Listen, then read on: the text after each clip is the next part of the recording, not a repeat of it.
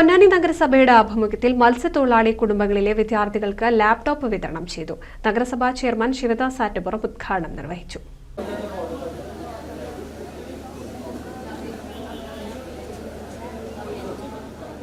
പൊന്നാനി നഗരസഭയുടെ 2023-24 വാർഷിക പദ്ധതിയിൽ ഉൾപ്പെടുത്തി മത്സ്യത്തൊഴിലാളികളുടെ മക്കളായ വിദ്യാർത്ഥികൾക്ക് മെച്ചപ്പെട്ട പഠന സൗകര്യങ്ങൾ ഒരുക്കുക എന്ന ലക്ഷ്യത്തോടെ ലാപ്ടോപ്പുകൾ വിതരണം ചെയ്തു.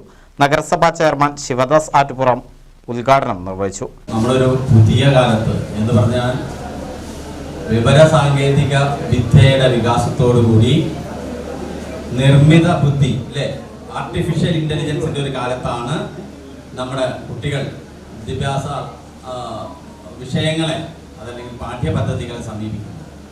സ്വാഭാവികമായും കോവിഡിന് മുൻപ് നമ്മൾ വായിച്ചും കണ്ടും കേട്ടും പഠിച്ചിരുന്ന പാഠങ്ങൾ കോവിഡിന് ശേഷം അതിന് മാറ്റം വന്നു ലാപ്ടോപ്പ് ഇല്ലാതെ സ്വന്തമായ ഒരു സ്മാർട്ട് ഫോൺ ഇല്ലെങ്കിൽ നമുക്ക് പഠിക്കാൻ കഴിയാത്ത തരത്തിലായിരുന്നു കോവിഡിന് ശേഷമുള്ള ഒരവസ്ഥ.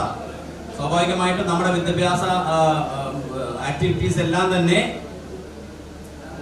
ഈ ഇൻഫർമേഷൻ ടെക്നോളജിയുടേതായിട്ടുള്ള തലത്തിലേക്ക് വിവര സാങ്കേതിക വിദ്യയുടെ സപ്പോർട്ടോടുകൂടി കോവിഡ് കാലത്ത് തന്നെ നമ്മുടെ ഇടതുപക്ഷ ജനാധിപത്യ മുന്നണി സർക്കാരിന് നേതൃത്വം കൊടുക്കുന്ന നമ്മുടെ ഇന്നത്തെ മുഖ്യമന്ത്രിയുടെ മന്ത്രിസഭയിൽ വിദ്യാഭ്യാസ വകുപ്പ് മന്ത്രിയായിരുന്ന രവീന്ദ്ര മാഷാണ് ആദ്യമായിട്ട് പരീക്ഷണാടിസ്ഥാനത്തിൽ വികസനകാര്യ സ്ഥിരം സമിതി ചെയർപേഴ്സൺ അജീന ജബ്ബാർ അധ്യക്ഷത വഹിച്ചു.